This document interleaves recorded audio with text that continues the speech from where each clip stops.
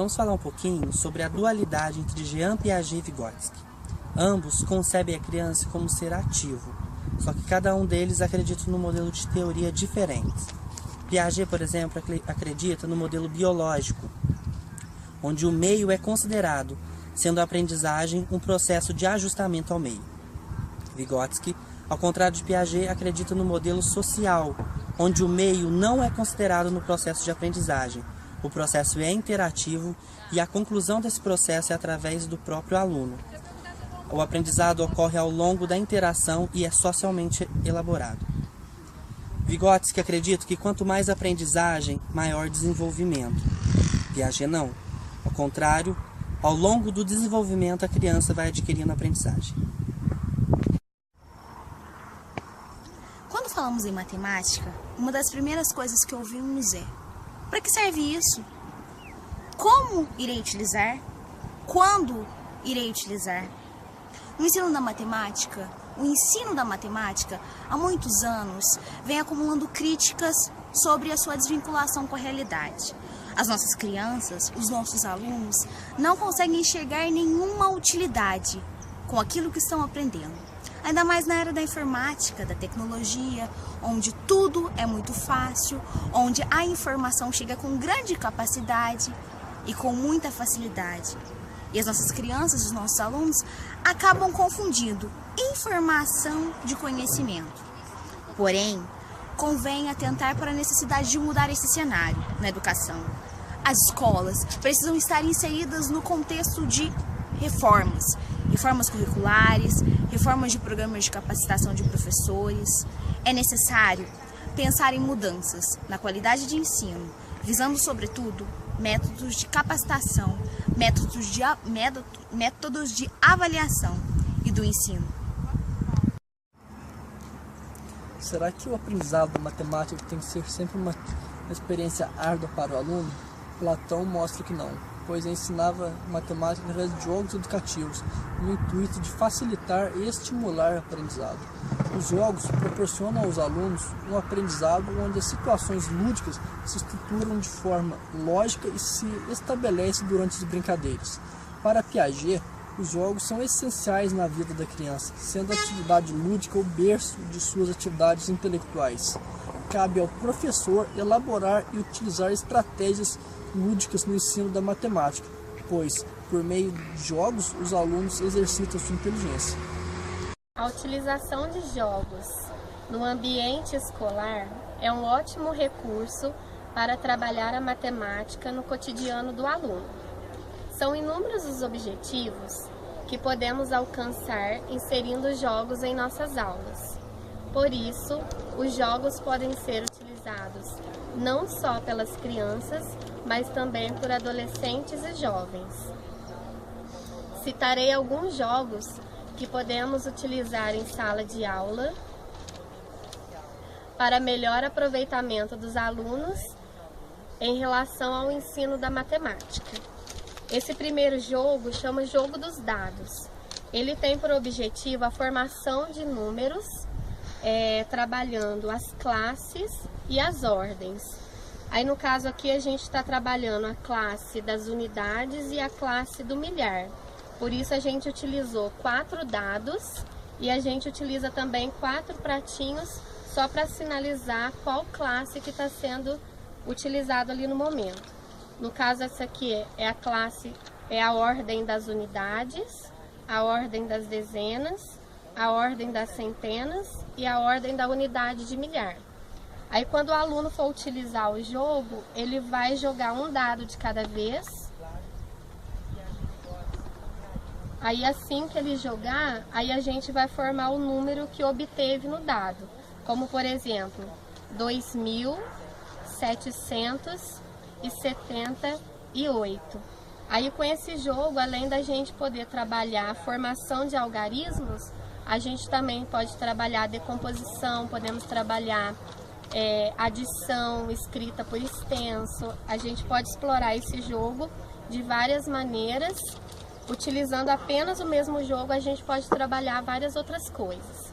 Tem também o material dourado, que ele é bem utilizado em sala de aula, para também trabalhar a questão de formação de número, quantidade.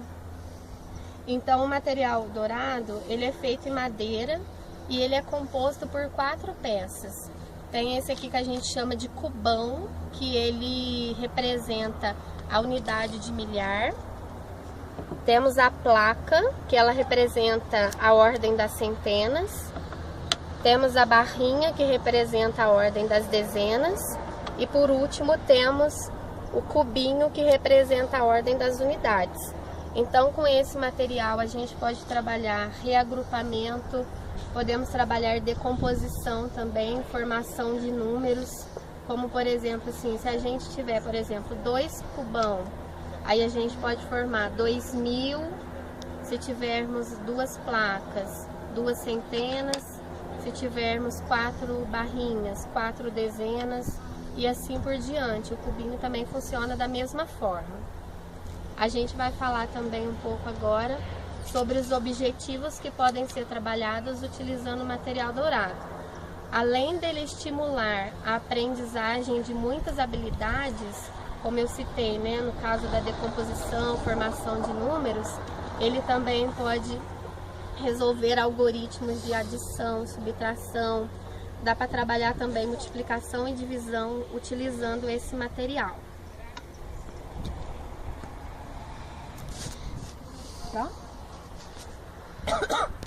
Algo muito interessante para ser trabalhado em sala de aula é o jogo do xadrez, pois ele apresenta assim muitos objetivos que a gente pode estar trabalhando de uma forma lúdica em sala de aula. Então o xadrez ele possibilita o desenvolvimento do raciocínio lógico. O aluno ele concentra mais durante o jogo, porque é um jogo muito complexo, então ele precisa ser analisado, ele precisa ser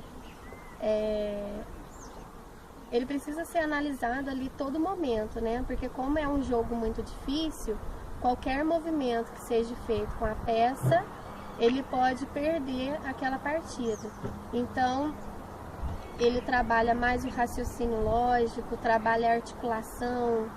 O aluno ou a criança aprende a respeitar regras, porque o jogo de tabuleiro, que é o xadrez, ele tem muitas regras. Então cada peça tem a sua posição correta, cada peça pode fazer um movimento específico e cada peça também pode capturar outra peça de uma forma diferente. Então o jogo de xadrez, ele além de desenvolver habilidades assim lógico-matemáticas, ele também trabalha a questão do aluno aprender a perder, a ganhar, aprender a criar estratégias ali para ele resolver o desafio que está ali no tabuleiro.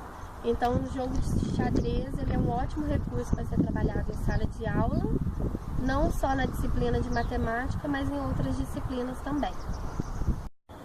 Boa tarde.